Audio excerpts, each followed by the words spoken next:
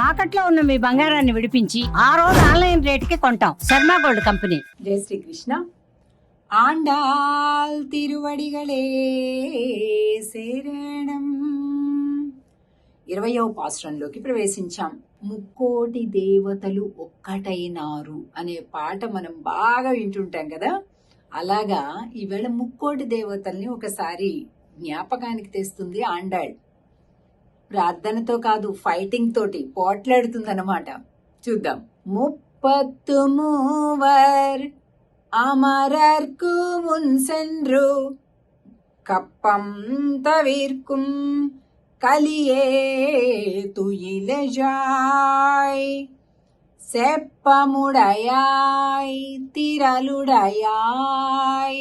செற்றார்க்கு வெப்பம் கொடுக்கும் விமலா துயிலெழாய் செப்பென்னமென் முலை செவ்வாய் சிறுமருங்கள் நப்பின்னை நங்காய் திருவே துயிலெழாய்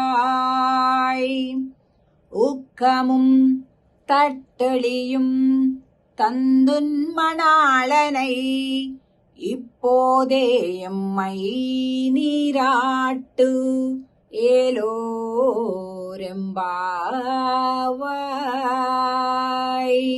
33 అమరర్కు మున్సెండ్రు. ఏంటయ్యా, మేమింత కావాలి నువ్వు అని ప్రార్థన చేస్తున్నాం, పాటలు పాడుతున్నాం, వ్రతాలు చేస్తున్నాం, తెల్లారగట్లే లేచి బయటకు వచ్చేసి నగర సంకీర్తన చేస్తున్నాం. ఇన్ని చేసినా నువ్వు మాత్రం పలకకుండా ఉలకకుండా అలా ఉంటావా?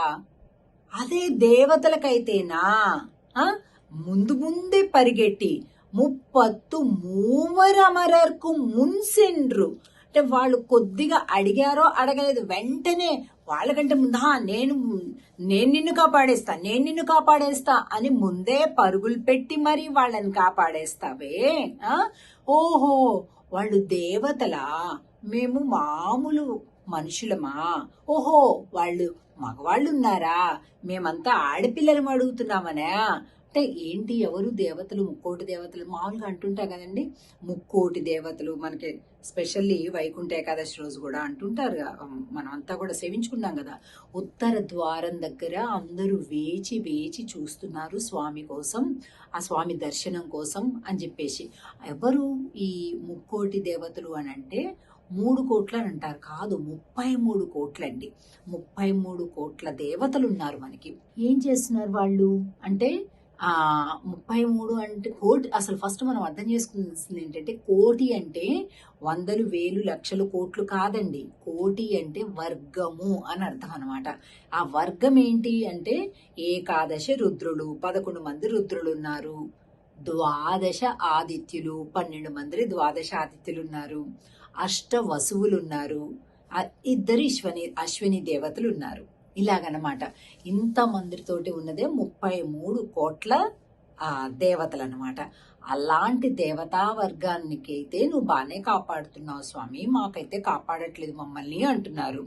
కప్పం తవేర్కం కలియే తుయిలెజాయ్. స్వామి మేలుకొయ్యా. செப்பமுடையாய் திரளுடையாய் செற்றார்க்கு வெப்பம் கொடுக்கும் విమలా తుయిలెజాయ్. అంటే శుద్ధ స్వరూపుడైనటువంటి వాడివాడా అని అంటూ అటు అమ్మని కూడా నప్పిన్నై నంగాయ అమ్మవారిని కూడా స్తుతిస్తున్నారు. ఆ బంగారు భరిణలు పోలినటువంటి స్తన సౌందర్యము కలిగినటువంటి అమ్మ అంటున్నారు. ఎప్పుడు కూడా మాతృ స్తన్య స్తన్యాన్ని మనం ప్రశంసిస్తున్నాము, స్మరిస్తున్నాము అని అంటే మన పుట్టుకకు కారణమైనటువంటిది అది అని ఆ జ్ఞానంతో మనం తలచడం అనమాట. అంటే కదండి, అదే కదా మన జీవనానికి జీవిక అంటాం. జీవనానికి ఆధారం అదే కదా. అమ్మ స్తన్యం లేకపోతే మనం లేము. కాబట్టి నమ్మ తిరువే తుయిలేజా అమ్మ, నువ్వే శ్రీ లక్ష్మీ అమ్మవారివి, నువ్వే కదా లేమ్మా. ఊక్కముం తట్టొళియం తందున్మణాలనై. అంటే విసనకర్ర అలాగే అద్దము, ఈ రెండింటినీ కూడా మాకు అనుగ్రహించు, నీ భర్తని కూడా అనుగ్రహించు అని అంటుందన్నమాట. సో ఇలాగా మనం ఈవేళ ఇవాళ పాశురాన్ని అనుసంధానం చేసుకుంటున్నాం. అమ్మని స్వామిని కలిపి కొద్దిగా శృంగార భావన ఉన్నప్పటికీ కూడా ఫైటింగ్ కూడా ఉందన్నమాట. ఫైటింగ్ మూడ్లో ఉన్నారు గోపికలంతా కూడా. కలుద్దాం. జై శ్రీ కృష్ణ. ఆండాళ్ తిరువడిగలే శరణం.